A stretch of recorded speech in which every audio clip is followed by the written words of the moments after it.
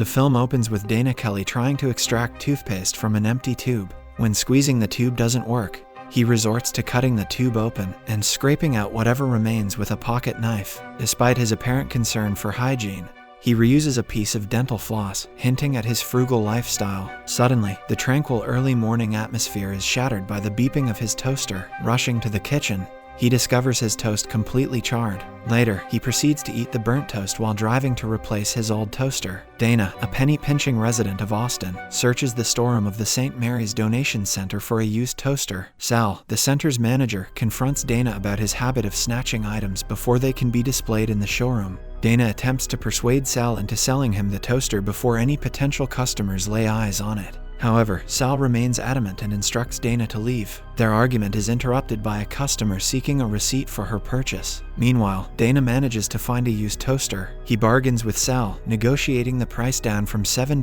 to $5, and Sal, reluctantly, accepts the deal. As Dana returns to his car with his newly acquired second-hand toaster, someone calls out his name. The person introduces himself as Bo Silver, a former classmate from Dana's freshman year biology class. Bo jokingly admits to having cheated off Dana during exams. While Bo appears well-dressed in a crisp shirt, Dana's appearance is more disheveled, wearing an old, faded t-shirt. Bo asks about Dana's trip to Austin, and the scene changes to a flashback. Dana is getting divorced from his wife. They are in an office with their lawyers. His wife's lawyer asks Dana to sign the divorce papers and give her half of his belongings. He says fighting the divorce in California is pointless because the laws are more favorable to women. His wife also wants the house, the Mercedes-Benz, and their 2 chihuahuas. In response, Dana's lawyer reveals that his wife spent $100,000 on credit cards in the first month of their marriage. Dana can't afford alimony because he's still paying off his medical school loans. As a result, he has to sell the house and the Mercedes-Benz. Dana's lawyer then threatens to make the divorce a long and expensive legal battle if he doesn't agree to their demands. Exhausted, Dana signs the papers. As the flashback ends, Dana lies to Bo and says he just wanted to leave La. After some small talk,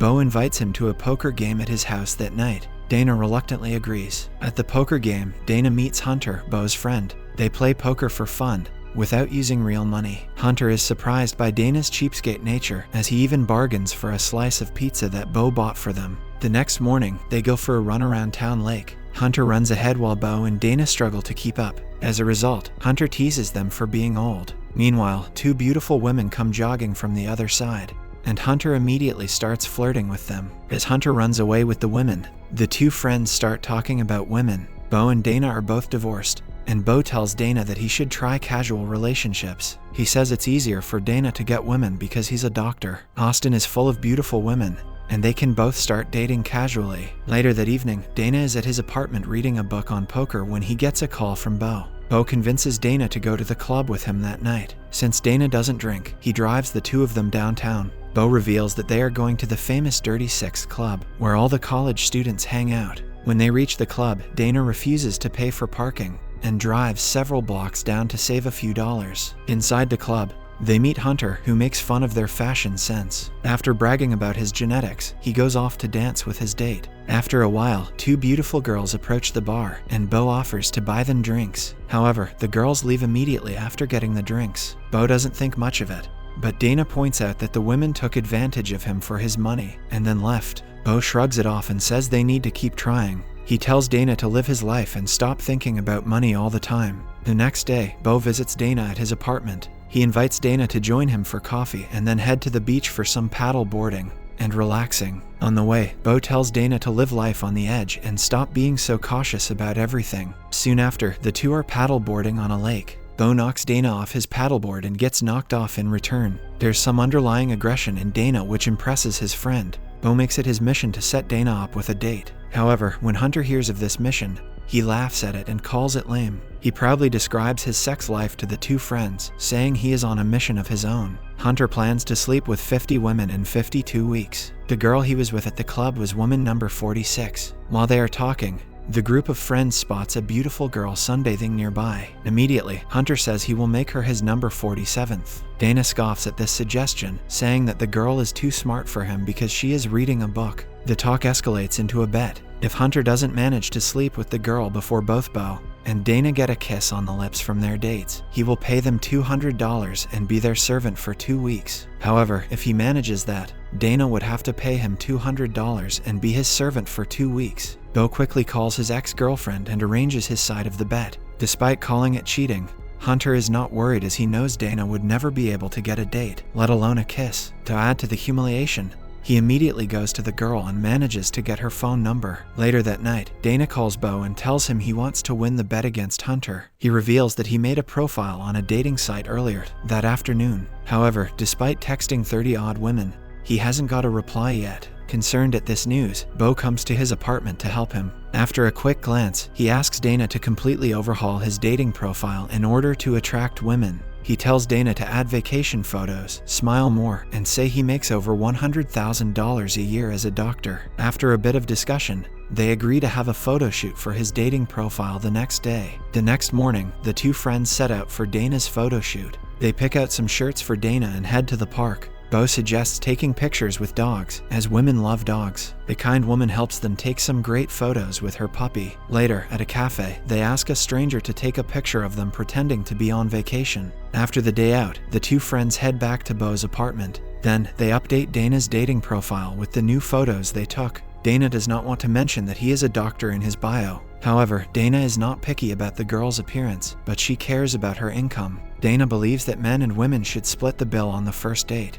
Bo disagrees and thinks that Dana should lower his expectations about the girl's salary. Additionally, he says that men should always pay on the first date to increase their chances of sleeping with the girl. However, due to his recent divorce settlement, Dana wants the girl to earn just as much as him. Not wanting to argue more, he leaves the apartment. As he departs, he sees the same girl that he, Dana, and Hunter saw at the beach. He later discovers that her name is Stephanie, and he lives in the same apartment complex as Bo. Dana wants to talk to her, but cannot muster up enough courage. Later at night, Dana is upset because he couldn't talk to Stephanie. He feels like he missed an opportunity to make a good impression on her. Mentally exhausted, he slumbers on the couch and drifts into sleep. A little while later, Bo calls Dana and tells him that he and Hunter are coming over to play poker. Having read a book on poker earlier that week, Dana feels goose about his chances of winning this time around. Determined not to let Hunter beat him again, he confidently puts all his chips in. However, Hunter is an experienced player, and he quickly figures out what cards Dana has. Lo and behold, as Dana shows his cards, it matches perfectly with Hunter's prediction, making Dana a loser once more. As a result of this loss, Hunter makes Bo clean his toilet, and Dana iron his shirt like a maid. To add to the insult, Hunter flexes his sex life to Dana and further taunts him by saying he will use glow-in-the-dark condoms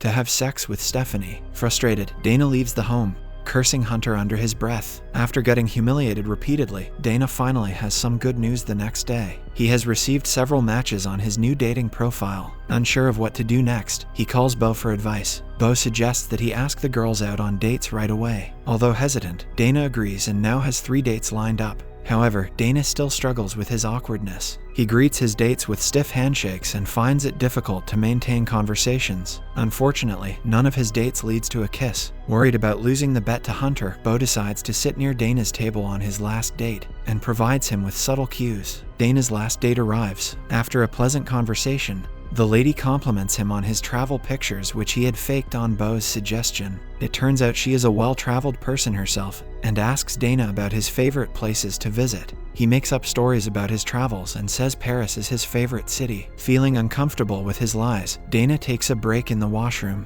Bo follows him there and encourages Dana to lie with confidence. He reminds Dana to confidently go for a kiss at the end of the date. Dana gathers his courage and finishes the date. As his date is about to leave, he leans in for a kiss. However, his awkwardness gets the better of him, and he ends up kissing her on the back of the head. Bo arrives after the girl leaves and scolds Dana for his awkwardness and lack of initiative. Feeling frustrated and defeated, Dana leaves alone. The scene shifts to Bo's apartment, where he's waiting for Hunter's arrival. It's the night of Stephanie's date, and the two friends spend their time drinking tequila and playing Jenga. Bo tries to stall for time, hoping Dana can talk to Stephanie without Hunter noticing. After the last tequila shot, Hunter tells Bo to prepare the money and a list of chores for Dana, his soon-to-be servant. Just then, Bo's phone rings, and he glances down from his apartment. To the shock of Hunter and Bo, they witness Dana and Stephanie sharing a passionate kiss by the poolside. Hunter is baffled by how Stephanie could choose Dana over him. The scene flashes back to a few moments earlier. With time running out, Dana makes a bold move and knocks on Stephanie's door. He introduces himself as a friend of her neighbor. He then reveals the entire story about the bet between Hunter and him. Hearing about Hunter's views on women, Stephanie is disgusted and decides to help Dana, determined to teach Hunter a lesson.